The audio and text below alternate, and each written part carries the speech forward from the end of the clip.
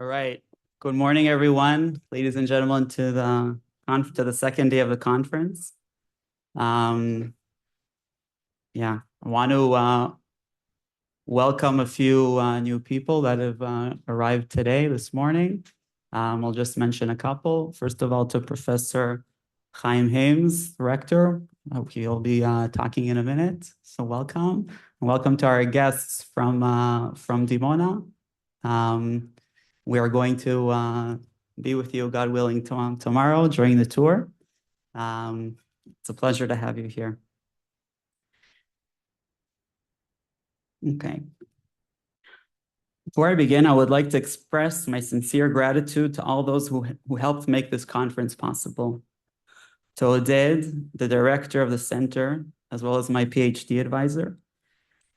To Raya, I don't see Raya. Oh, there you are. Okay. To Raya, our administrative manager, who seems capable of solving any problem or challenge, and there are problems and challenges. And especially to Melissa, my partner in organizing this conference. A month ago, my family and I experienced a devastating loss with the passing of our son, Yovel. During this time, when I was unable to attend to many of the responsibilities involved in organizing this event, Melissa stepped forward and took on much of the remaining work. I'm deeply grateful for this. It was a real pleasure working together. Thank you.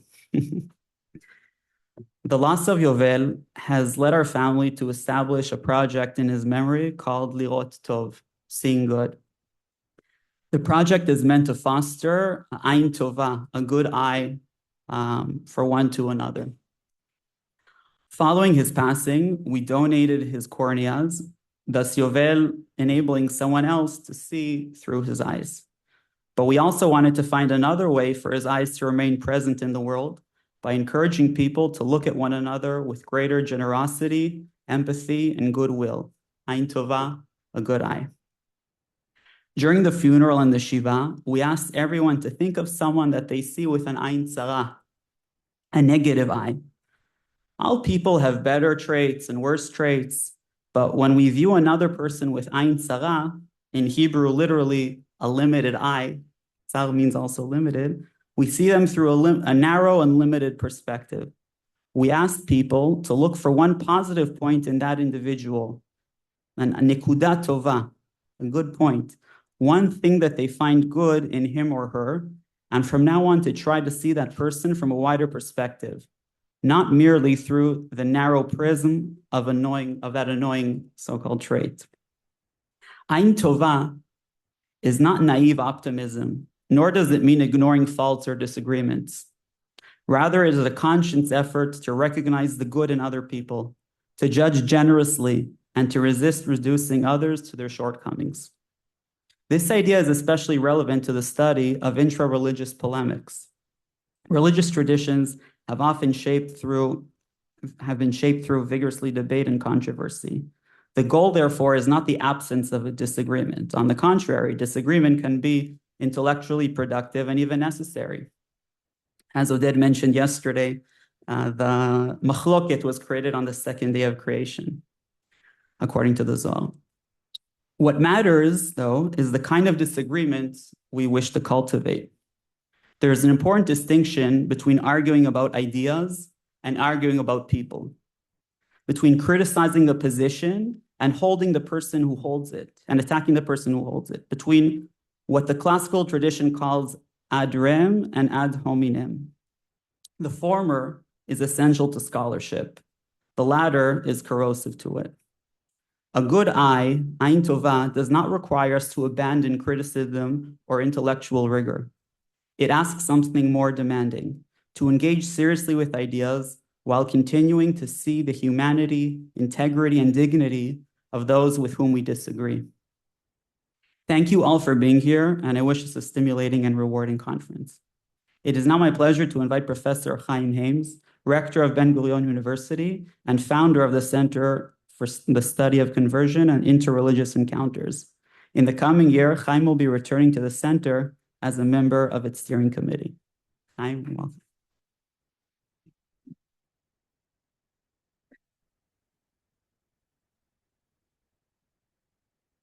So it's a bit hard to follow that.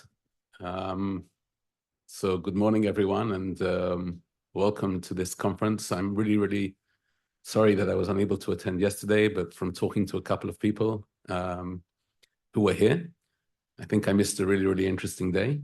And I hope to be able to, I'm going to stay for this morning session. Sadly, I'm unable to stay for any more. And my apologies to one and all.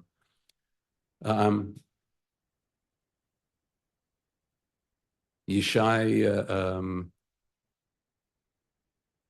I don't know what to say. I just, but the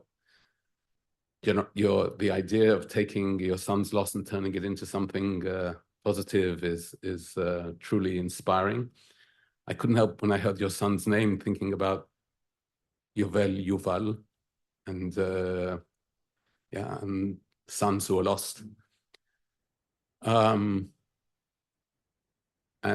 sadly, when we follow the news, we see that more and more families, for other reasons, right? But more and more families are joining the group that one doesn't want to be in, right? Of sons who are killed in battle, and I hope and pray from here that the war ends and peace reigns over us. But it needs to be a secure peace for all of us. I have been rector of the university for the last 8 years. I have less than 2 months to go until I will no longer be rector. And in my research, I deal a lot with ends, but the ends that I deal with are not normally good. They tend to be pretty violent and sometimes very conflictual. And I'm not sure whether, and I hope that won't be the end that I experience, right? Hope that won't be the end of my job here, but I am delighted to be able to come back to the center, right, and be part of the activities of the center, which I love so much. I have to say that I've sort of guaranteed, unless things change, right, the future of the center, at least for the next 4 years, regarding the level of funding that we're going to continue to get from the university. And as I know, people already know, and there will be some scholarships available for PhD students for the next over the next 3 years. We'll be able to offer, over the next 4 years, we'll be able to offer 3 4-year scholarships a year, and I've decided to do it via the center, and I think that will be also great for the intellectual life and the continuation of the center.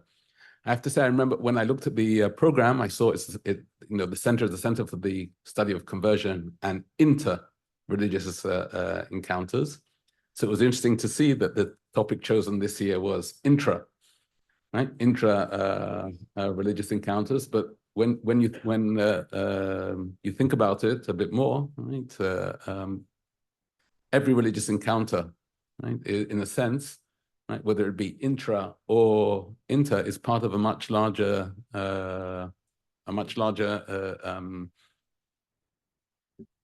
negotiation that happens between manipulation, power, control, attempts to decide who has the access to the divine, right, and who translates or mitigates or transmits, right, or has the right to do those things, and it doesn't matter then whether it's between religions or intra religions. We see that happening daily, and in a sense, this conference is very timely. You only have to look at what happened last night in Israel on the roads. You only have to look and see what's happening in the Knesset, in the parliament, and the use of the Torah, right, in ways which I think can no way be described other than chilul, right, desecration of the Torah and the name of God. I find it hard, I have to say, sometimes to look with an ayin tova, right, with a good eye. And I think, after what you said, I think I have to take a deep breath and count to 10 before I react. But I think that we're being pushed. I'm saying the general we, I say I, are being pushed to places that I never imagined we would get to, and it's difficult, right, to have an ayin tova. But this conference is an example of how scholarship, right, and the reality combine with each other. Thank you to all the organizers, to Yishai, to Melissa, right, to Oded, right, as head, and of course to Raya, who's disappeared. Oh, there she is, right, at the back, and who has, without her, I know how much people like Raya are so crucial, right, for anything really to happen. I know that Raya is involved in also other projects that happen here. And I wish everyone all the best. Thank you to all those who came and those on the screen who were unable to come. Thank you very much for being with us. And I look forward to hearing the next session. Thank you.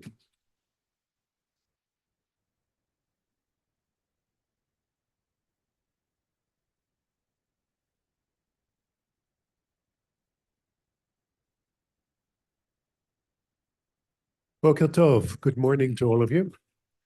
And thank you very much for the very, I would say, inspiring words of both of Yishai and of Chaim. And our panel right now will be between alliance, suspicion, and hostility, intra-religious disputes over religious others. And particularly in this session between Judaism and Christianity.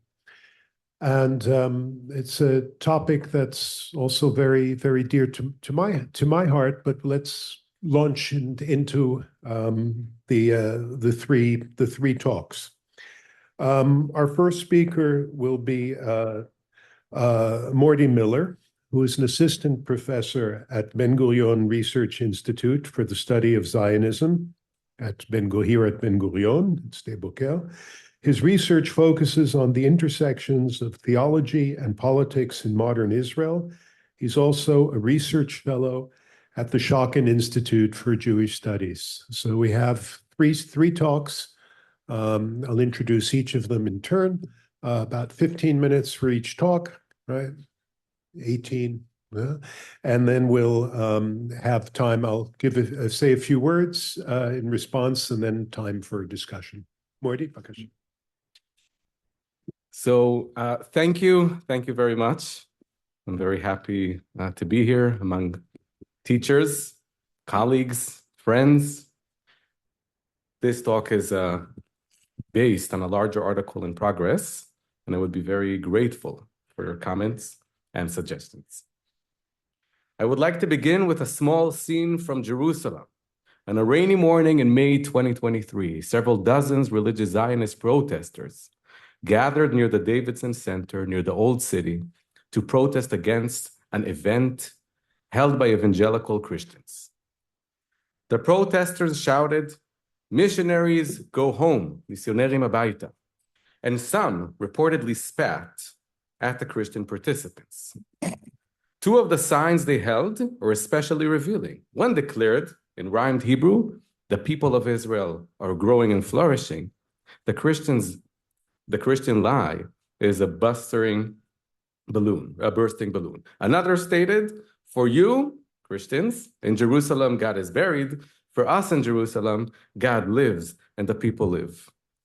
What interests me here is the binary theological imagination expressed in these slogans. Christianity is associated with falsehood, burial, and death, while Judaism is associated with growth, divine life, and a living people. Even more strikingly, the protest was directed not against hostile Christians, but against evangelical Christians who identify themselves as supporters of Israel. Yet, They were treated as missionaries, deceivers, and spiritual enemies. This was only one protest among many. Public statements, rabbinic polemics, campaign against Christian donations, and decade-long struggle over Christian presence in Israel. But it captures the question I want to address today. How is contemporary Christian support for Israel interpreted and contested within religious Zionism? Now, I'm speaking about Chardal, Haredi Dati Leumi. By Chardal religious Zionism, I refer to the ultra-Orthodox nationalist stream within religious Zionism, combining strict halachic commitment with a redemptive understanding of Zionism, the state, the army, and settlements.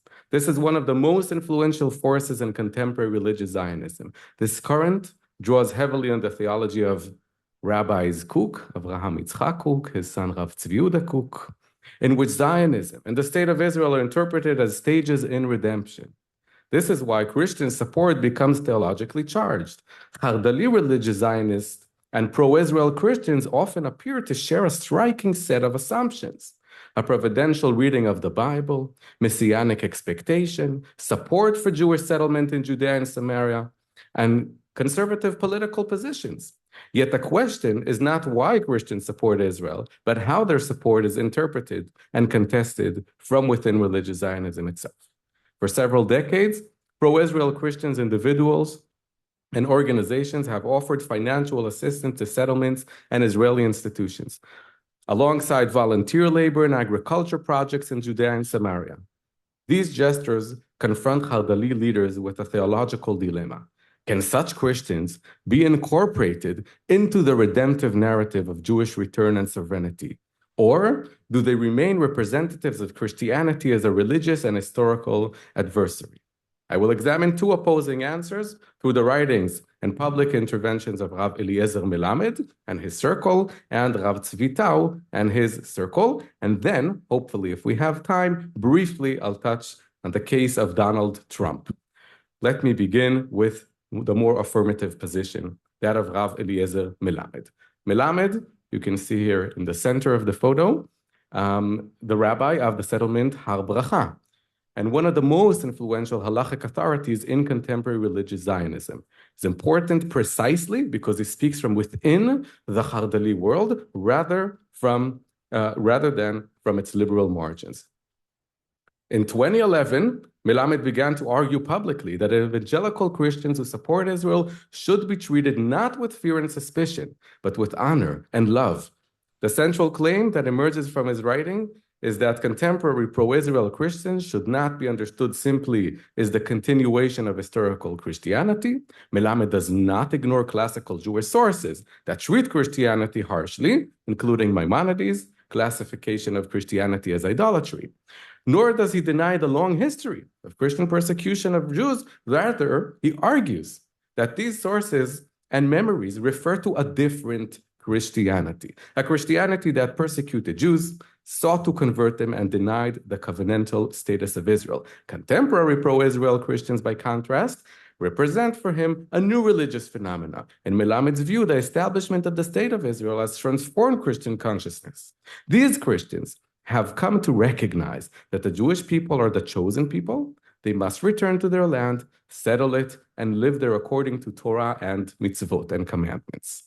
This argument enables Melamed to reclassify pro-Israel Christians both morally and theologically. They are no longer heirs to the persecuting Christians of the past, but righteous Gentiles who assist the people of Israel in the redemptive process. In one striking formulation, Melamed argues that their moral status is even higher than the one of Cyrus, the Persian king who enabled the return of Zion.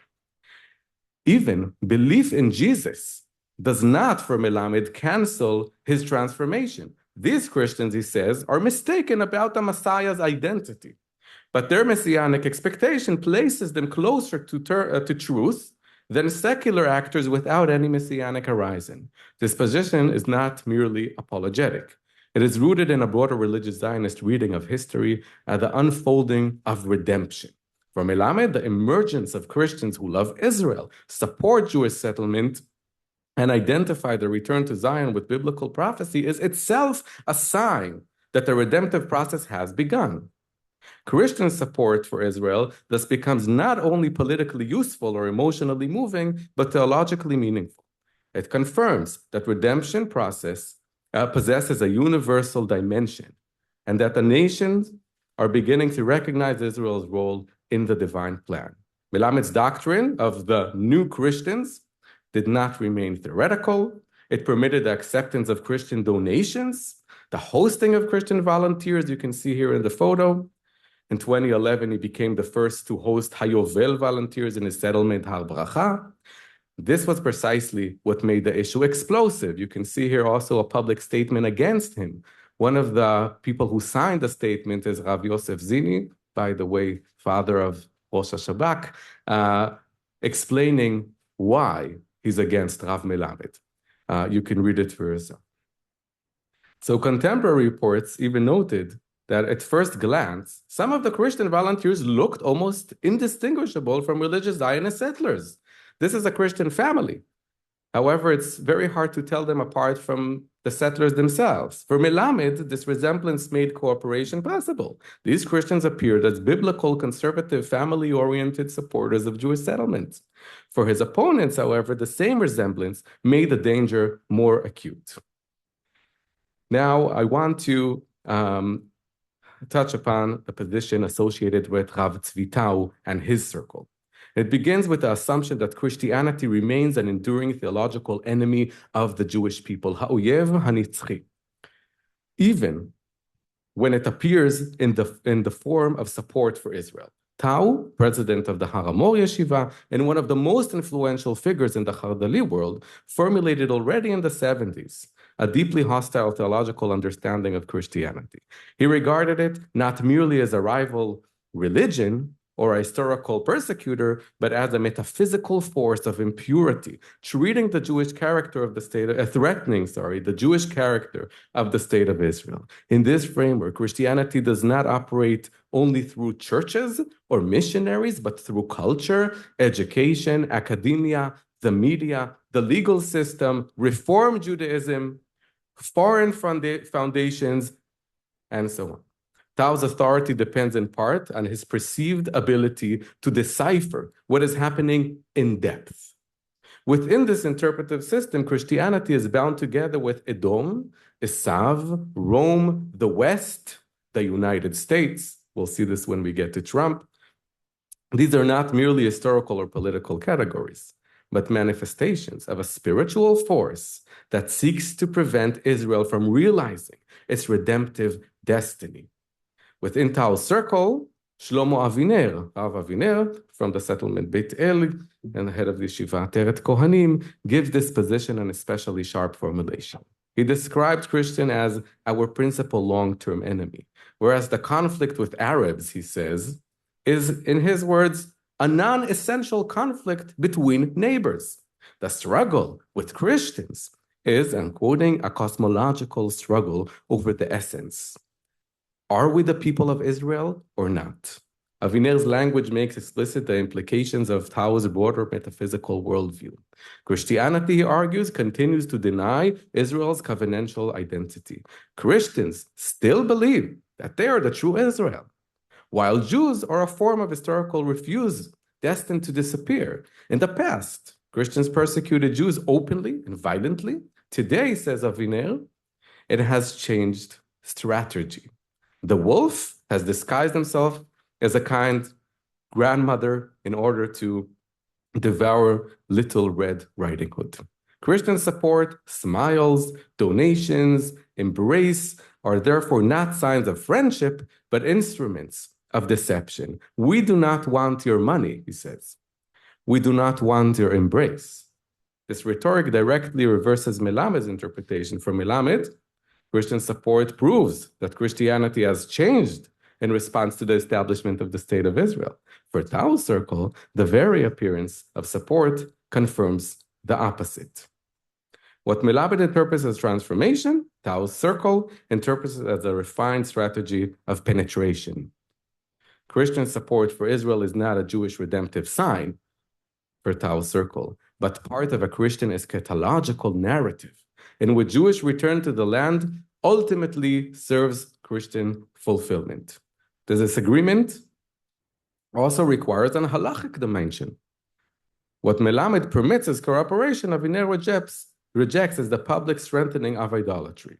Of course, these are not the only religious Zionist positions on Christianity, and neither camp is entirely uniform, but they do represent two powerful theological grammars through which Christian support for Israel is interpreted. And this contrast becomes especially clear when both camps confront the same political figure, Donald Trump. This contrast becomes especially visible in the case of Donald Trump, and particularly in reaction to his 2025 Gaza proposal. For many religious Zionist rabbis, Trump appeared as a providential ally, even a modern Cyrus. For Tau Sokol, however, the same figure embodied the danger of Christianity, America, and the West. Rabbis associated with the broader Merkaz Harav, Melamed circle world praised Trump in biblical language. Later, I can show you some interesting letters sent to Trump by these rabbis with biblical language, presenting him as an ally in the struggle against radical Islam and as a figure whose actions fulfilled prophecy. This was not identical to Melamed's doctrine of the new Christians, but it resonates with its basic structure. Non-Jewish support for Israel could be integrated into Jewish redemptive narrative. Tau's own representation moved in the opposite direction. In his thought, as we said, biblical Esav, Edom, Christianity, Rome, the West, are linked in manifestations of a single spiritual force. Trump, as the president of the United States, was therefore not simply an individual political leader whose policies could be judged pragmatically. He was the concrete representative of American Christian impurity in the world. Whereas other rabbis interpreted Trump's election as divine favor towards Israel, Tau described Trump as the angelic prince of Esav, Saro shel Esav, the leader of an American nation whose impurity contaminates the world. For this perspective, Trump's struggle against progressivism did not make him a reliable ally. At most, even though we can hear almost the same statements by Rav Tau and Donald Trump in many cases. At most, and that's why it's so surprising, Christianity was fighting one form of Western corruption while continuing to export Western culture to Israel. The deeper danger was spiritual. Tau argued that Trump wanted Jews, especially in the state of Israel, to become Christians. And here you can see one of his quotes. Trump sent us an ambassador, the ambassador, right? He sent us a pastor. This is no coincidence. True liberation from America, therefore, had to be military, economic, and above all, spiritual. And they all have to do with one each other. They all go together.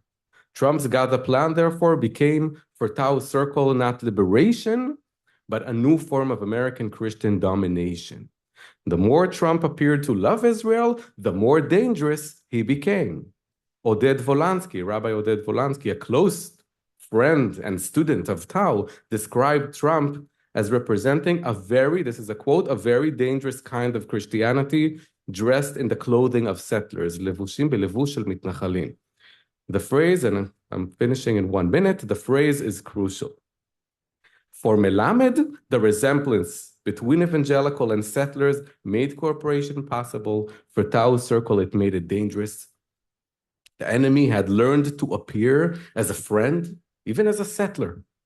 Trump, thus, reveals the depth of the disagreement. Both camps attribute spiritual meaning to the same political actor.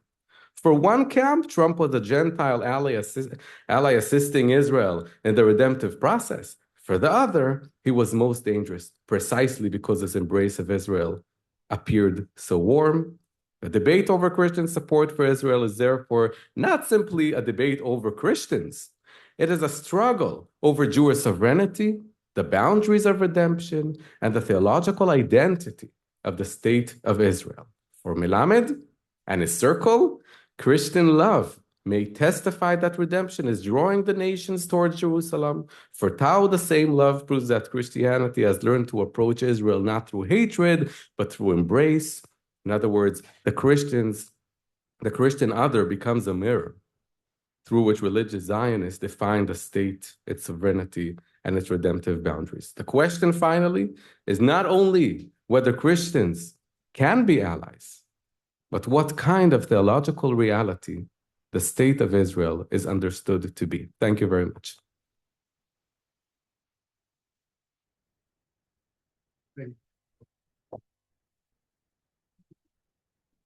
Thank you very much, Mordy.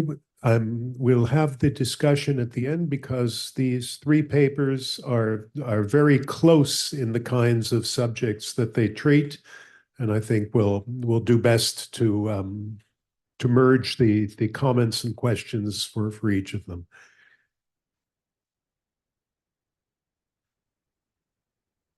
Our next speaker will be Daniel Herskowitz. He's the Smart Family Associate Professor of Religious Studies at the Department of Religious Studies at Duke University. Before this, he was a research fellow and lecturer at the University of Oxford and at Columbia University.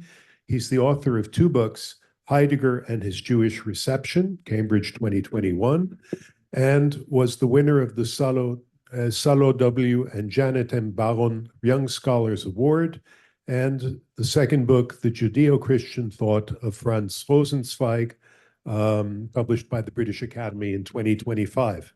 He's the editor of Hans Jonas, The Early Years and Studies on the Jewish Experience. He's currently writing a book on the history and politics around the drafting of Nostra Aetate in the Second Vatican Council and the recipient of the 2025-26 Langford Award from Duke University. Vakasha.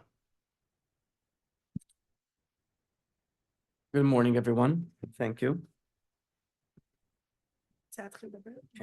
I'll start by saying thank you to everyone here, and especially to the organizers for inviting me to present my research here.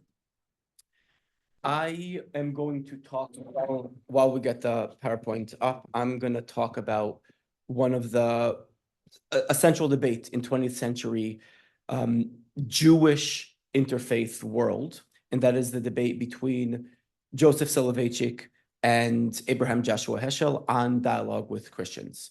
And this debate between Heschel and Soloveitchik is, on the face of it, this debate is rather straightforward.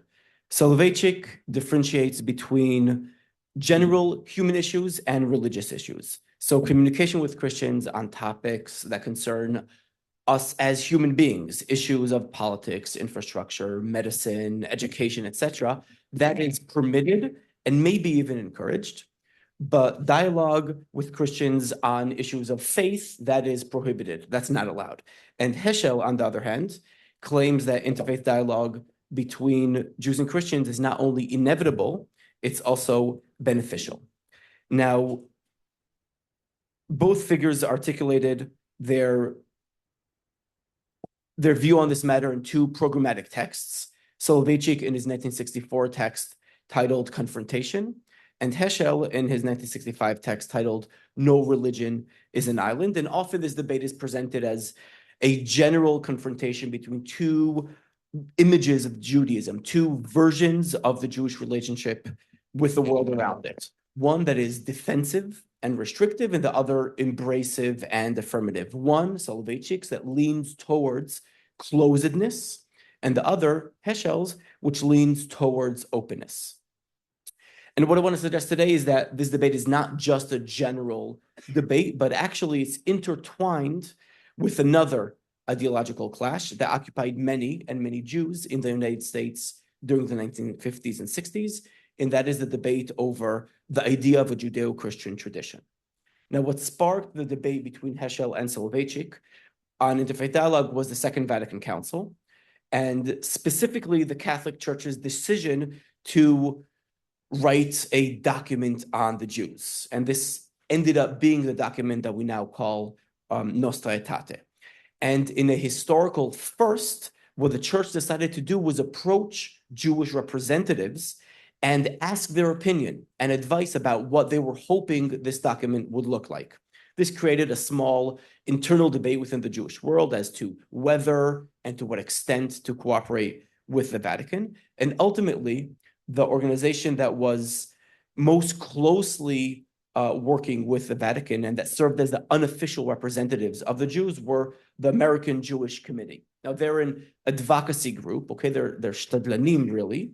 And because this was the Catholic Church and they are a lay organization, they asked Soloveitchik and Heschel to serve as their religious or theological advisors. Both Soloveitchik and Heschel agreed to do this, and they were involved in drafting statements and strategizing, even meeting high Catholic officials. There's an entire story here. Soloveitchik was considerably more involved with the Vatican Council than what people think and what is claimed in scholarship. But both Soloveitchik and Heschel believed that the council document on the Jew could be potentially a positive development in the post-Holocaust world. Now, this idea is post-Holocaust. This is exactly how this episode and their debate is usually understood, as being a post-Holocaust debate and event. And in many regards, it is. It took place in the 1960s as part of the Catholic Church's reckoning with the tragedy of the Holocaust. But the problem of thinking about this as a post-Holocaust debate is that it sets our gaze to an event that happened in the past, the Holocaust. And it causes us to overlook the present reality in which this episode and the Soloveitchik-Heschel debate took place. And the present reality was the United States in the 1960s in the middle of the Cold War. Now, the Cold War, as many here know, was a period of great political tension, the rivalry between Western and Eastern blocs, led by the United States and the Soviet Union. It began after World War II, and it soon became a nuclear arms race. But scholars noted that in addition to the political tension, religion played a crucial role here, so much so that some call it the religious Cold War, and basically was a standoff between American religious culture and Soviet Union atheism. And this political background of the Cold War framed the emergence of this new component of American self-identity at the time. And it was this idea that guiding the ethics and mission of America was the Judeo-Christian tradition. Now, this term has a past. Its origins are European, but it rose to real cultural prominence during the Cold War to refer to the spiritual foundation and the moral unity of the West, in contrast to the godlessness of the East. So if Soviet atheism was tied with communism and totalitarianism in this discourse in America, then this American ethical foundation in the Judeo-Christian tradition or the Judeo-Christian heritage was humanistic and democratic. So this is a politicized term from the very beginning. Now, importantly and relatedly, these were the very years that saw the beginning of the full integration of American Jews into American life. So after the Second World War, a more religiously inclusive and pluralistic American identity developed, and the concept of the Judeo-Christian tradition reflected this readiness to include Jews into the story of America and into the self-perception of America. So this idea that there's a shared biblical basis for Western value, the shared Judeo-Christian heritage, became the way in which American culture was framed as united toward this common cause, this anti-communist cause. And it became essential to what scholars call the American civil religion. Now, I should note here that this term, Judeo-Christian, has changing political and racial connotations, and now it's mainly associated with the right, basically to exclude Islam. But in the 1960s, it was a liberal term signifying the inclusion even of Jews. In Jewish circles, this was a widely debated concept, and it served as a cipher to articulate the Jewish place within this refashioning of the American narrative and a way to negotiate the boundaries between American Jewish identity and this overarching still Christian culture of America. So this was an ideologically and politically fraught debate in the 1950s and 60s. And many Jewish intellectuals and thinkers participated in this debate, including, as we'll see in a moment, Heschel and Soloveitchik. Now, the American Jewish Committee, that advocacy group that was in touch with the Vatican, they were very on board with this Judeo-Christian ideology, and they believed that strengthening the Jewish-Christian bond was crucial for global affairs in this time of crisis. And in one of the memorandum that they sent to the Vatican, an official document titled The Image of the Jew in the Catholic Teaching from 1962, they write, tensions between Jews and Catholics are centuries old, but the dangers of the present day make the issues more urgent than ever before. Whatever may have been true in the past ages, prejudice against any religious group today inevitably weakens the entire fabric of society, degrades both the haters and the victims, and saps the spiritual strength of all mankind. Hostility amongst believers of different creeds serves only to advance the causes of anti-religious forces. And this is basically a term for communism. In this hour of peril, all those who share the spiritual heritage of the Bible must stand together if humanity is to survive. So a lot of pathos, and we're going to get back to this to the last sentence. And a few paragraphs later, they write again, we are faced on the one hand with the possibility of a man-made Armageddon, right, nuclear war, and on the other with a threat of totalitarian anti-religious oppression. So basically, we need to overcome Jewish-Christian tensions of the past because we have a shared threat today, this anti-religious forces, communism and atheism. Now, the Vatican shared this assessment of current affairs. For a long time, it saw the rise and spread of atheist communism as the greatest threat in the world, really. And the following statement was made by the official Vatican radio during the council. The great battle of the contemporary world is above all a spiritual and religious one. It is between atheism and materialism on the one side and faith of God on the other side. Notice it's not Christianity, it's faith of God, right? There's an expansion here. Heschel fit perfectly with this Judeo-Christian agenda. He was one of the most eloquent Jewish representatives of the idea of a Judeo-Christian fellowship based on the Hebrew Bible. He believed that the great need of the day was a Jewish-Christian alliance against the rise of secularism and atheism in the East and also in the West within America. This doesn't minimize the difference between Judaism and Christianity for Heschel, but it does provide fertile ground for cooperation that could strengthen their common bond. And his writings are really full of expressions about this conviction that there is this shared foundation and a shared moral task to both religions, but nowhere is his Judeo-Christian ideology more on display than in No Religion is an Island, his definitive statement on Jewish, let's move this to there. There he writes, among other statements about the shared Judeo-Christian faiths, he says, together with the disagreements, there is a convergence of some of our commitments, some of our views, tasks we have in common, evils we must fight together, goals we share, a predicament afflicting us all. And in this paper, he also recalls a conference on the religious situation in America, where he shared a floor with a number of prominent Protestant Christian thinkers. And he says not only did three of them find themselves in deep accord about the spiritual crisis of the day, but they also all admitted that our guides in the critical age are the prophets of Israel, not Aristotle, not Karl Marx, but Amos and Isaiah. So Heschel's affirmative attitude towards interfaith dialogue is grounded in and supported by this understanding of an inclusive Judeo-Christian bond, which he theologizes, embodied in this spiritual force guiding America over against the threat of atheism and secularism.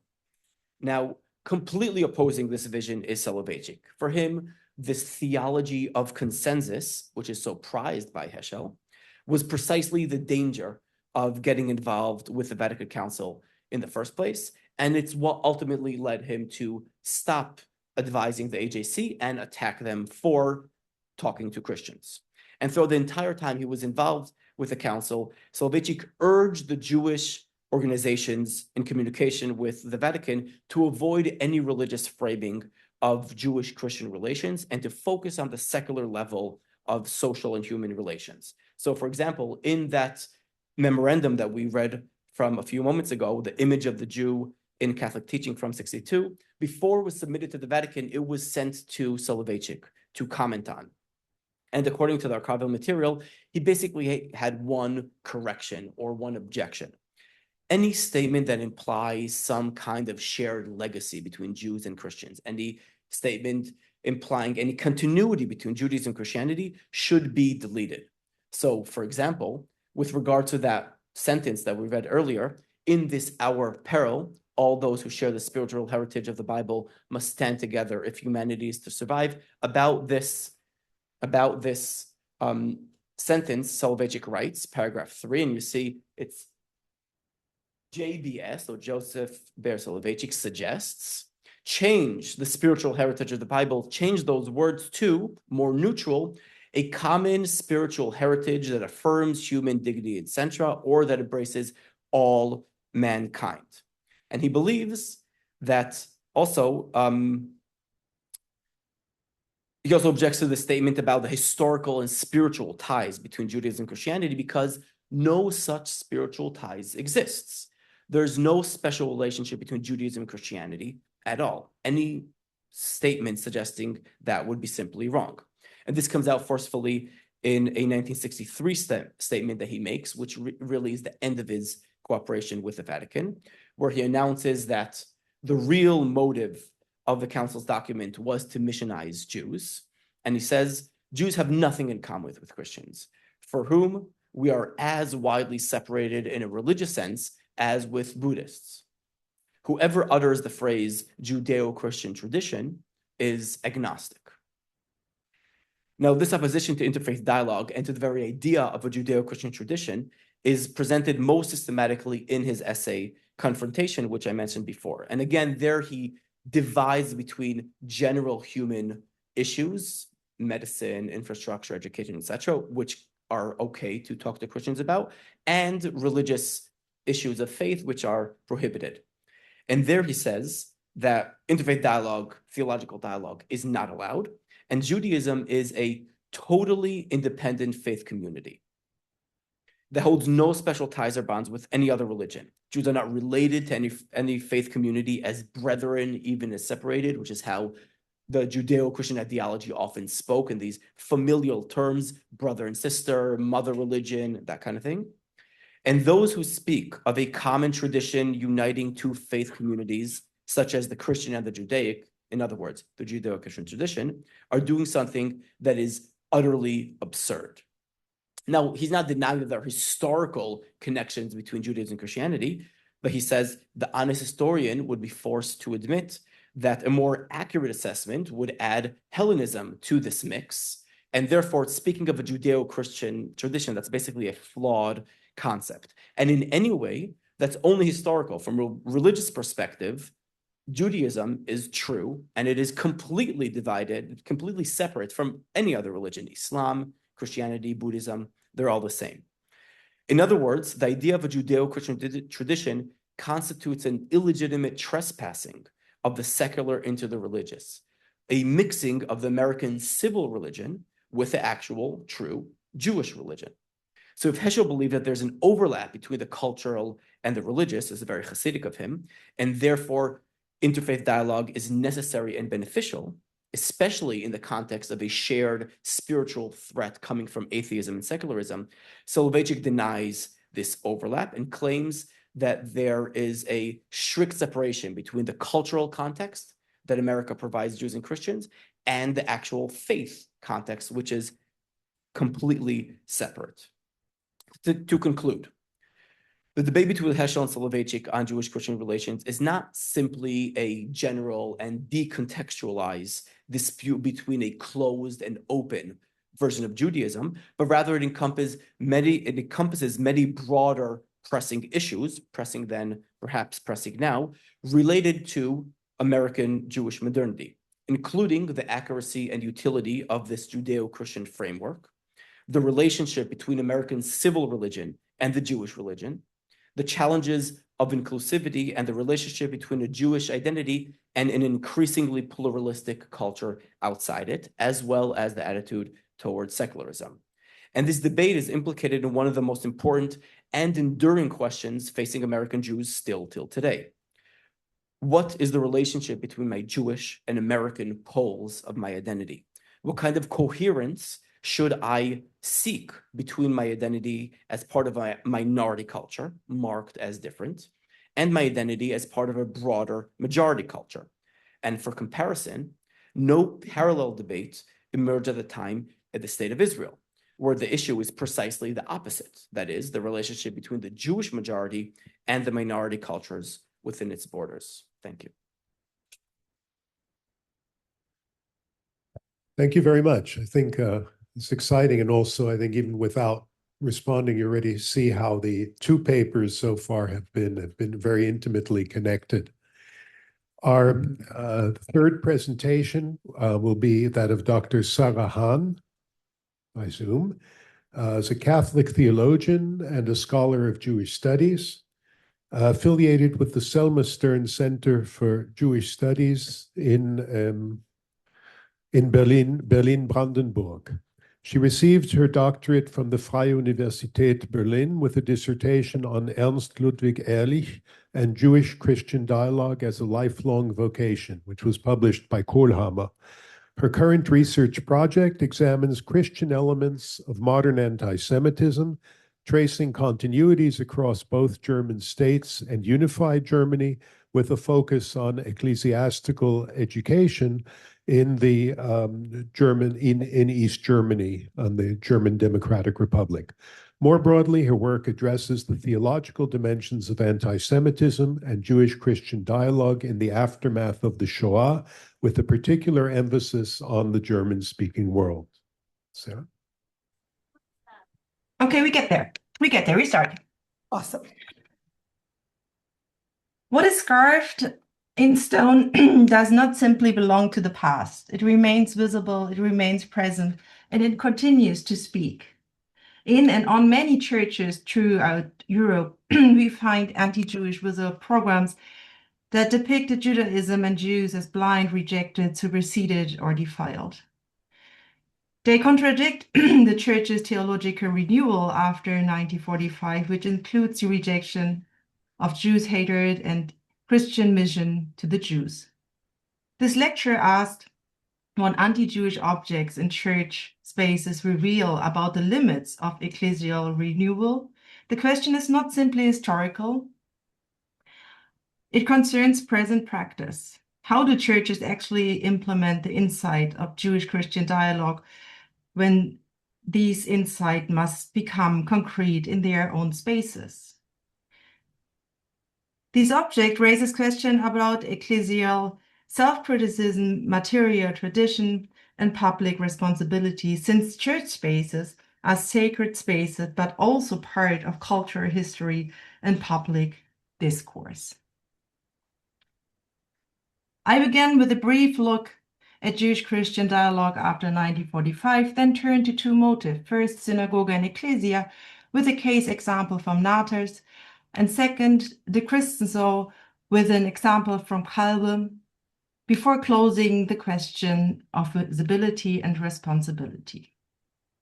In German-speaking countries, Jewish-Christian dialogue after 1945 did not emerge from an inter-Christian theological insight. It emerged from the shock of the Holocaust and from a growing awareness of the Christian signature of the history of anti-Semitism. At first, it was a small circle of Jews and Christians who began to confront Christianity's teaching of condemned, and it was above all Jewish voices that insisted on a crucial point. Anti-Semitism cannot be combated by Christians as long as the anti-Jewish structures within their own theology remain untouched. For a long time, the churches resisted confronting their own anti-Jewish and anti-Semitic structures. From the Roman Catholic Church An official turning point came with Nostra Aetate in 1965 for the Protestant Church in Germany with the Rhenish Synodal Resolution of 1980. In these declarations, the churches arrived, at least officially, at the biblical grounded insight that Judaism has not been rejected, that God's covenant with Israel remains veiled, and that Christianity stands in an enduring and necessary relationship to Judaism. This marked a fundamental rejection of the traditional logic of superstition, the idea that church had replaced Israel. This logic was never neutral. Its function was and remains to elevate the church as the new and true Israel by devaluing Judaism. The negation of the other thus become a precondition for Christian self-understanding. But this is precisely where the problem begins.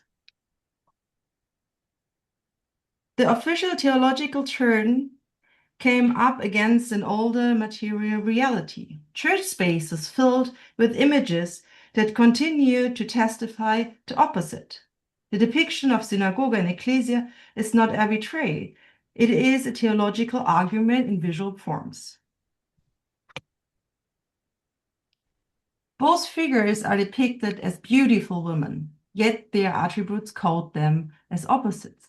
Ecclesia stands upright, crowned, holding a staff and a chalice. She sees the truth. Synagoga, by contrast, is bent over, her crown and the tablets of the law slip from her hands. Her staff is broken, her eyes are blindfolded. These attributes are theological codes: blindness, powerlessness, and the loss of election and inheritance. In this way, the image conveys a theological claim. The church appears as the limited heir. At the same time, even unintentionally, it reveals that the claim depends on dispositioning synagoga, and so against God's faithful word. This is supersessionism in stone. An example can be found in Naters, Switzerland. During the church renovation between 1977 and 1980, the heritage authorities called for the Stations of the Cross from 1898 to be removed from the entire interior of the church. The parish, however, wanted to preserve the station and decided to relocate them outdoors. Around 240 volunteers took part in the construction.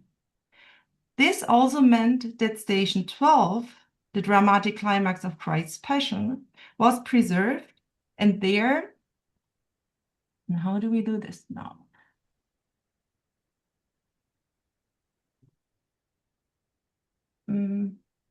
I put it like this, okay? And there, the crucifixion scene remained framed by the constellation of synagogue and ecclesia. Station 12 is not merely a relic of the past. The parish had the opportunity to interrupt this anti-Jewish visual program. Instead, long after Nostra Aetate, it preserved it in a new place. This is what exposes a structural blindness in ecclesial practice. Anti-Judaism can be officially rejected, while its visual forms continue to be preserved and relocated. In around 2024, the theologian Thomas Staubli drew attention to these figures. The parish priest responded that no one had ever noticed this before, thus was now being stirred up when there was none, and that he saw no reason either to change anything or to add an explanation. This shows the depth of normalization. First, almost 60 years after Nostra Aetate. Second, the claim that no one had noticed the problem is made precisely at the moment when someone names it. In this way, anti-Judaism persists not despite the resistance naming it, but through that very resistance. Since January 2026, a sign posted at Station 12, here you can see it better, I think now,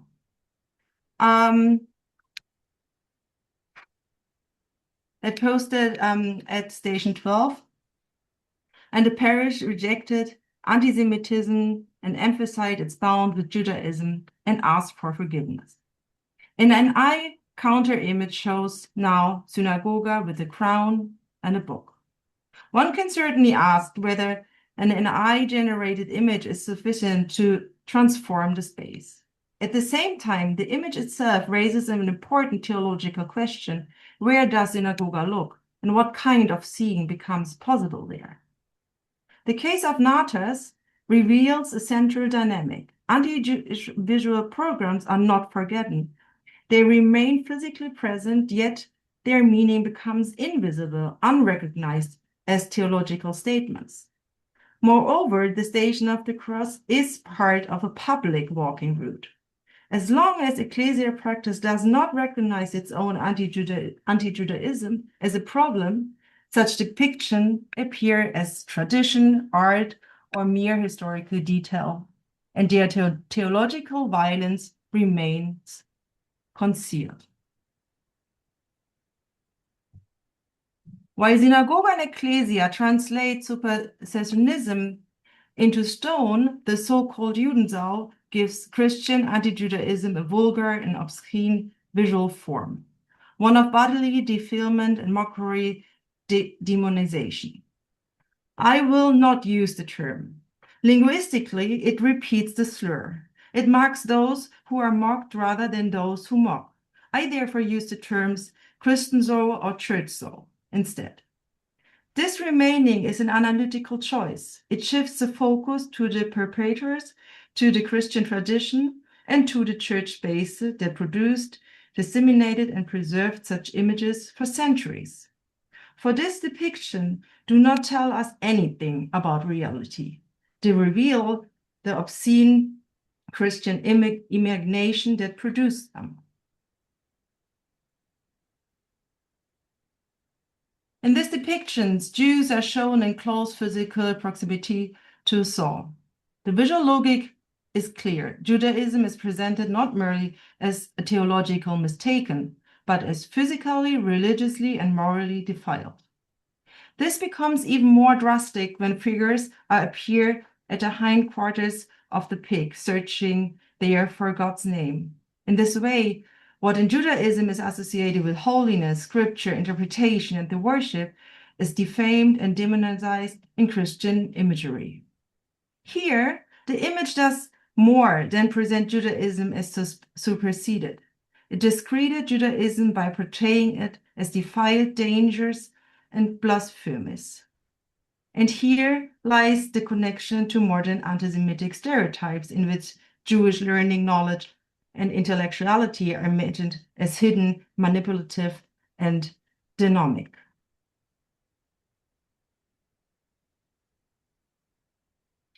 The second example is the Protestant Church of St. Sebastiani in Kalbe in Saxony-Anhalt, Germany. Beneath the roof chronic are 14 decorative waterspouts. Among them is an anti-Jewish sculpture, a figure with a hat and side locks whose face is pressed into the hindquarters of a pig. The question of how churches deal with anti-Semitic imagery in their own spaces became increasingly urgent here in 2019, when an anti-Semitic and racistic attack targeted the synagogue in Halle, only about 60 kilometers from Kalbe. As the Jewish community gathered for Yom Kippur, the attacker attempted to storm the synagogue. Failing to force its way in, the attacker killed 2 people nearby. In that same year, during the restoration work, the figure in Kalbe was removed, and the local church council decided that it should not be returned to its original location, in a part as a sign against anti-Semitism. And then the restoration process showed that the figure cannot be medieval. Its preservation was far better than would be expected after roughly 500 years of weathering. More likely, the figure dates to around 1900, a dating supported by its visual language. The heart and the side looks correspond to modern anti-Semitic stereotypes of the so-called Eastern Jew rather than to late medieval depictions of Jews. This shifts the interpretation of the object. This is not just about preserving a medieval artifact, but about the potential reinstallation of a later replica on that is shaped by modern anti-Semitic imagery. Even though the exact history of the figure's origin cannot yet be fully reconstructed, the key point remains. The object visible today bears the marks of 19th century anti-Semitic visual language. The decision not to return the church saw, however, led to a conflict within the local church community and among parts of the town. Some demanded that the Kalbe saw be returned unchanged. Here again, we see a defensive reaction. Naming the anti-Semitic content of the figure was not understood as necessary confrontation, but as an attack on local identity and the town's cultural heritage, a heritage that in this view had to be defended and preserved. The theological question of the church's new stance toward Judaism seemed almost irrelevant. The defense was, we are not anti-Semitic and the figure belongs to Kalbe. In this way, the figure's anti-Semitic significance was once again obscured. Furthermore, the heritage authority prohibited the permanent removal of the sculpture. So, the logic of historic preservation prevailed over the logic of theological decision. The church appears here not merely as a religious space, but also as a public and cultural space. The Protestant Academy of Saxony-Anhalt and the Kalbe Church responded by initiating projects to address anti-Semitism in church spaces publicly. After long debates within the church and with the wider town community, a compromise was reached. Since July 2025, the artwork Einfriedung, a title that suggests both enclosure and peacemaking by Thomas Loy, has enveloped the figure in olive branches. This is more than an aesthetic solution. It interrupts the immediate view of the mockery without making the conflict invisible. The figure remains marked as a problem. But one might ask, does this covering confront the object, or does it allow the conflict to be literally contained behind the olive branches? The Kalbe shows that the question of how to approach anti-Jewish objects in churches is not only a matter of theology, nor simply a decision for the local church community alone. Even when a community follows the logic of the theological renewal, rejects and seeks to remove anti-Jewish depiction, it does not decide on its own. The contradiction between theological renewal and the continued presence of anti-Jewish objects is not accidental, it's structural. These objects continue to tell a story that the church sees while Israel was blind, the Jews are rejected while Christians appear as the chosen ones. Even if this message is no longer officially taught, it remains visible. Here, Jewish-Christian dialogue becomes an intra-Christian test. How do churches relate to their own images, spaces, and material traditions? Churches today cannot simply treat such objects as historical decoration. They are visual manifestation of the theology of superstition and material carriers of Christian anti-Judaism. Anti-Jewish objects are therefore touchstones. They reveal where and how theological renewal has not arrived yet. And responsibility does not begin and end with putting up a sign. Both examples show that changes depends again on small, courageous circles of people who are willing to name anti-Judaism in church spaces. Because churches are both sacred and public spaces, the question of responding to this object is also a matter of public responsibility. These images can still wound, shame, and defame Jews today, and this is not accidental. It belongs to the very logic of anti-Judaism. The religious history of violence and its ongoing effects in the present cannot be minimized as merely religious symbolism. And yet, anti-Judaism set in stone is not merely a question of the past. It concerns the present of the church and its members, their willingness to engage in self-criticism. It also asks whether and how to turn away from the teaching of contempt toward a theology of esteem can take visible form in church spaces. The responsibility to confront anti-Judaism is so not optional. The spaces themselves demanded it.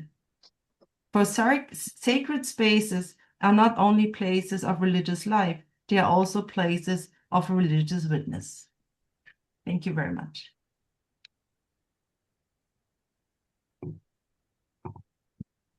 Thank you very much, Sara. I'll try to keep my comments brief because it's although these three talks interact on questions of relations of Christianity and Judaism in, let's say, from starting the latter half of the 20th century. Still, three of them are in very different venues and very different power relations and relate to different, well, I would say different materials and different expressions of Jewish-Christian dialogue or the lack of it. Let me, starting with Mordy's presentation, Mordy Miller's presentation, I think one of the things that, thank you for, one of the things that, the terms that seem to repeat themselves in both the first two presentations are questions of power, purity, and contamination. I'm reminded very much of the work of the anthropologist Mary Douglas, who sees much of the self-expression or very religious self-expression, and not only as marked by the definition of boundaries and the strength of desire to maintain purity. And this purity in case of Rav Tau, means a kind of expunging idolatry from the land and every experience, every expression thereof.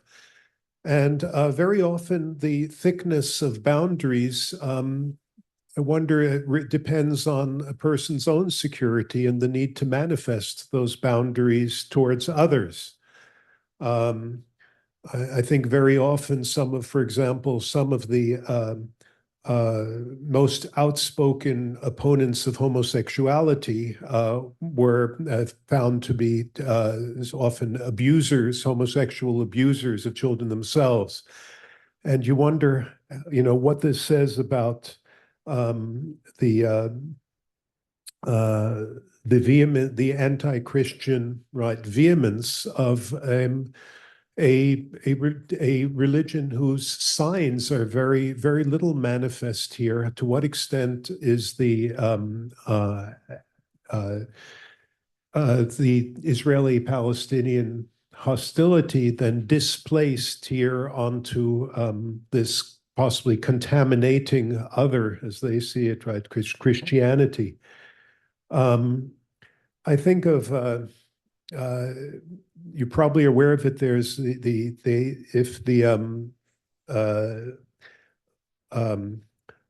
clip or the film called "Just Picking Grapes," that is produced by Hayovel,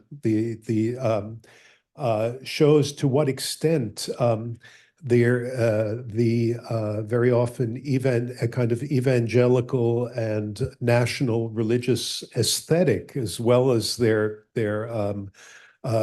theology in any case merge, and therefore perhaps the desire to create that distance, right, not only is felt as necessary because they're so similar, but also perhaps is part of the as here is your intra-Jewish debate in order to distinguish themselves, say, Tao and others, from the more moderate or, as they see it, more compromising or more selling out, in their words, of Melamed and other groups, such as Third Temple groups that are willing to take evangelical support in order to produce, for example, Third Temple models and things that are directed both as Jews and at evangelical Christians. It's interesting to see how, I'm wondering, again, it's not the topic here, but how these two groups, right, read Rav Kook differently, or at least Avram Yitzchak Kook, right, the father, differently, in order to support their positions with a kind of perhaps a commonality of seeing even other non-religious or non-Jewish processes as part of the unfolding of a divine plan, and how that works. In Daniel Herskowitz's talk, certainly I appreciate very much the contextualization of the debate between, or dispute between, Heschel and Soloveitchik within the Cold War perspective, right? This was new to me, and at a time, as you point out, at exactly the point where, say, Jews become white folk, right? Or in Herberg's of the time was this book, right? Protestant, Catholic, Jew as three kind of denominations. And to what extent, it gives us to think, to what extent the common enemy can serve as a uniting force on the one hand, and as someone who grew up going to Yeshiva Rabbi Moses Soloveitchik, and then the high school that very much, Yeshiva University High School, which very much preserves, I think, some of the influence of Soloveitchik, though on interfaith relations we knew absolutely nothing. I wonder how much in the trickle-down effect, it gets filtered through a kind of Samson Raphael Hirschian orthodoxy of what is prohibited, what is obliged, and what is kind of mutar, permitted, which was, I think, even in the local context in Washington Heights in New York, the other influence of Breuer following, and creating this division of kind of what is allowed secular and perhaps can help us on the one hand, and then what should be rejected as a form of the eternal hostility. I wonder how much, one of these things are how much of these are top down and bottom up, right? To what extent is Soloveitchik also influenced by what his public, right, his initial Jewish public can support? I mean, as someone growing up there, Christianity was nowhere on the map, and if it was, we would, discreetly spit on our way past the church. And this was a kind of environment that, again, Soloveitchik himself can't be responsible for, but it was filtered in through the social milieu. Sarahan,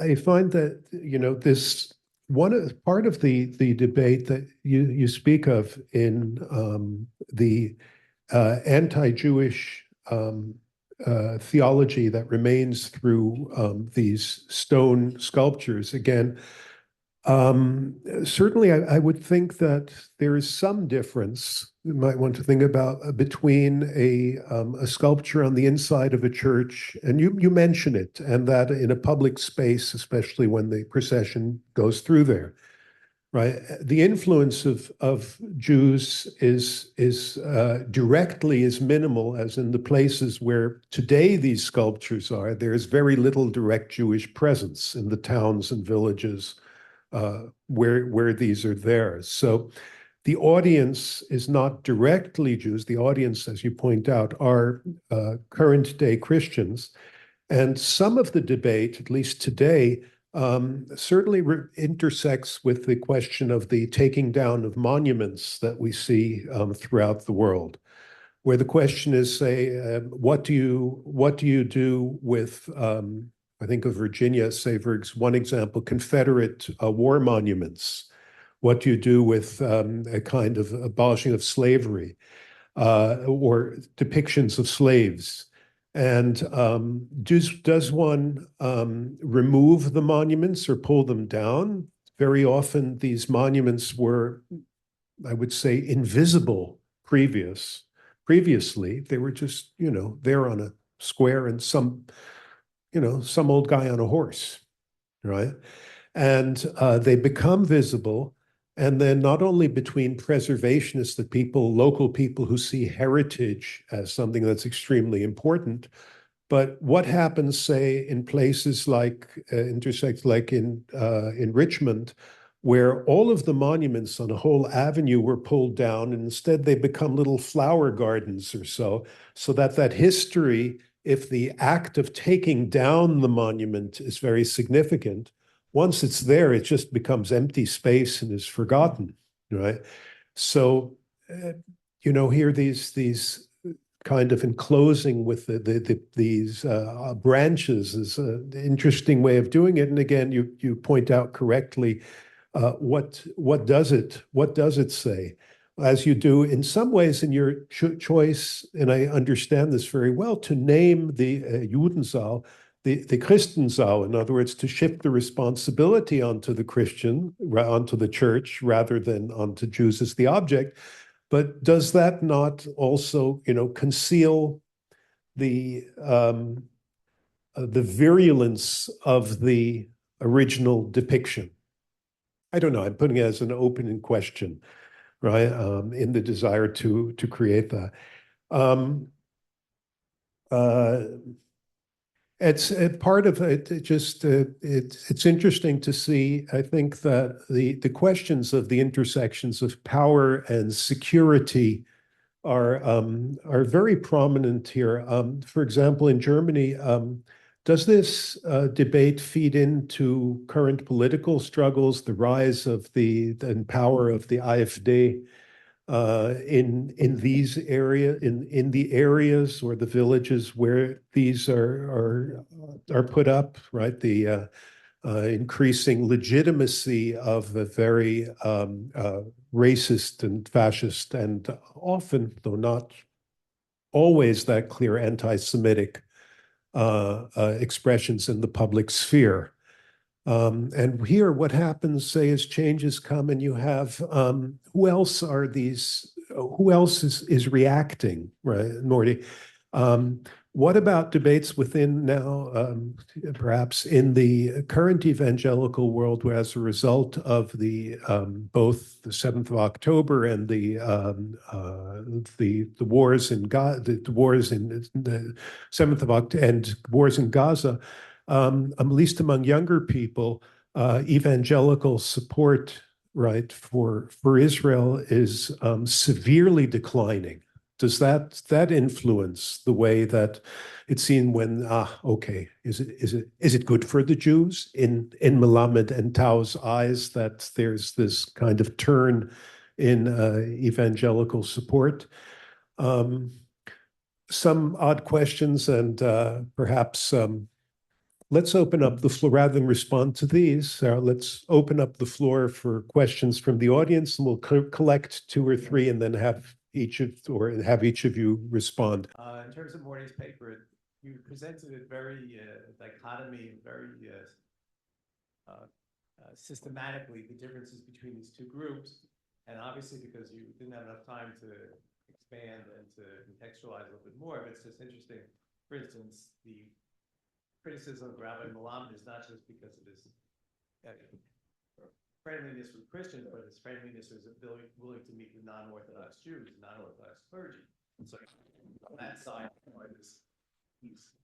that's not the only reason he's the heretic.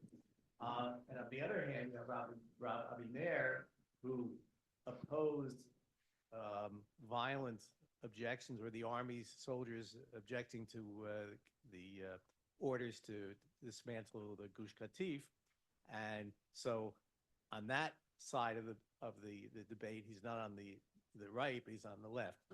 So not that there's very much time, but I thought it'd be a good opportunity for you to try to contextualize it a little bit better in terms of not just this one particular issue. Let's have another couple. Yeah. Okay, Oded. Oded. Thank you for the fascinating lectures. I want to ask Daniel, continue the comment of Jackie. To what extent this dispute is connected to the fact that Rabbi Soloveitchik was the leader of the modern Orthodox, and Heschel was associated with the conservative community. Okay. Yeah. Just one small question and a comment. I think, which is to all three. I think, perhaps it's quite obvious to everyone sitting in this room, but the comment is that just how important contextualizing text is, because whether it be in the church or outside of the church, or in the text that we heard or discussed, right? If the contextualization totally changes how they are read and sometimes abused and misused, right? So contextual, and I don't think I'm saying anything that's not understandable and obvious, right, to people sitting in this room. But I was just interested in what term in Hebrew did Rav Tau use for pastor? Yeah, in your. Okay, yeah, okay, Sara. I'm sorry. Sara, can you hear if I speak into the microphone? Yes. Yeah. Can you hear? Yeah. So very briefly, just for Sara, my question is, to what extent is there something that is specifically religious about this discussion? Because you focus specifically on Germany, and as you know, there's also a debate in Germany concerning sites that, or names that have to do with the Holocaust. So for instance, if you look at, I worked in Frankfurt, so there was a whole debate about changing the name of the IG Farben Hauptgebäude, which is also part of that. And they decided to leave the name so as not to kind of erase the memory of what had happened in that building, or what that building, the purposes that the building served. So I'm wondering if you look at, is there a deep difference between what's going on in the religious discussion of such things as the Judensaal and Ecclesia and Synagoga versus things like IG Farben and so on? Okay. Let me, why don't we begin with Sara? Would you like to respond, please?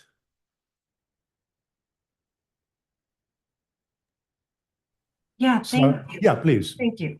Yeah. So maybe I start with the last question. Thank you for it.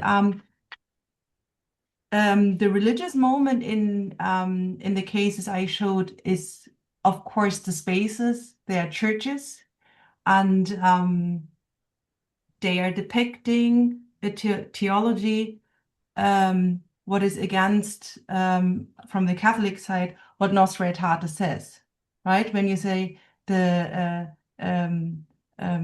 bound between God and Israel is broken, or you say it's veiled, it's a different.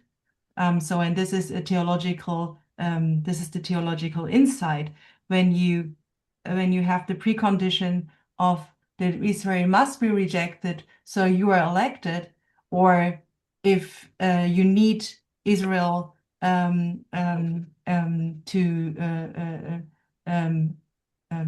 be whenever. I mean, there's a theological big discussion if we are already elected, if we are already in the bound, or if there are two bounds or whatever. So I think this is the difference to IG Farben, but it combines the question of to remove the monuments or to change the names and then everything is good, I think. And I don't think that's the case for the church images, because in the first of all, they are not allowed to. You're not allowed to take off the sculptures. And the other thing is that I would say, as long as a Christian theologian is can say that when you have, I don't know if you know the image of the Siddur of 13th century, where it's the opposite. The church is crowned and is blindfolded, and a figure with a hat. So everyone would say it's a Jew because of the hat is seeing, and their hands are touching or nearby. And when a Christian theologian sees this and will say, this is an example for that the synagogue is giving us the hand and teaches us, I think as long as this reflex comes up, and not maybe just to explain the depiction that there is a hand who just says, stop, here's a bound, you stay there and we stay here. We need this. We need these images because they are part of Christian history, and they remind us to the Christian history, and Christian history is violence against Jews. So we don't win anything when we just remove the sculptures, but I think there need to be always a discussion, and to put this with the AfD together, especially in Kalbe, it was the case that they combined it, that they want to have the Sau back because it's our heritage, it's our church, even though they don't go into the church, but they uses the Christian symbols, and speaking of the Christliches Abendland, so the Christian nation, to shape themselves more friendly and not fascist and anti-Semites. So their church has the responsibility to stand up and say, yes, this is, let's say, Judensau, but it means that it belongs to us, and that's why it's a Christian Sau. And this explanation and this contextualization is needed, and therefore we still need to see the sculptures and images. I don't know if I gathered all the things. Yeah. Thank you. Mordy? Yeah. This is working. Okay, so thank you so much for the thoughtful comments and questions. Briefly, Jackie, I totally agree. I think it's worth mentioning that when Rav Tzvi Tau refers to the LGBTQ+, he refers to them not merely as those who impose a spiritual threat, but rather in terms of filth, kol habayit masriach, it stinks, right? It's disgusting. So this is just to strengthen your point. And definitely both Rav Tau and Rav Melamed need to explain what has changed. While reading Rav Kook the father, Rav Kook the son, because both of them differ. And they're obviously the ultimate authority. And I'll just say, Rav Kook, right, says Rav Tau, the father, saw the good in these secular Zionists because they were ideological. They had values. Okay, so they didn't follow Torah and mitzvot. commandments. But now, and Christianity is part of this, they're all blind to ideology. This is pure impurity, okay? It's the ultimate impurity. And Melamed, from his perspective, is talking about Rav Tzvi Yehuda Kukin saying, would he have lived today, he would have changed his mind. If he would see what I've seen, what I've heard from Hayovel, from these evangelical Christians, supporters of Israel, he would realize reality has changed. These are the new Christians. So Rav Tzvi Yehuda, unfortunately, wasn't around to witness this. By the way, the same goes to other issues such as ascending Temple Mount, Aliyah leHar Habayit. Most of the followers of Rav Tzvi Yehuda Kook oppose. Rav Tau is leading this opposition, and Rav Melamed, for instance, says, well, Rav Tzvi Yehuda hasn't seen what we've seen, hasn't witnessed what we've witnessed, it was lacking halachic and political information, important information. Now, how do we deal with the decline of evangelical support? So here again, Rav Tau would say they are now revealing their true nature. This is happening because all along, these evangelical didn't really care for us, right? This is, as we said, the wolf, right? It's the disguise. And finally, we're seeing these are the same old Christians, the ones who were persecuting us, who were trying to demolish the state of Israel. Rav Eliezer Melamed, saying this is precisely the time to strengthen the ties. We cannot lose them. Redemption is about to enter the next level, the next stage, and this is the time now to remind them of who we really are, what is really actually happening biblically. Dani, thank you. This is, there's much to say. I would just say that yes, definitely Rav Melamed, and this is why this is so interesting, comes from the more militant wing of the Chardal when it comes to his approach to the state of Israel, to the army, Seruv Pkuda, right? Eretz Israel. He is one of the rabbis that was questioning whether Rabin has din rodef or not, 2 months before Rabin's assassination. So the same rabbi differs from Rav Tau's circle, miyamin umismol, both from the right and from the left.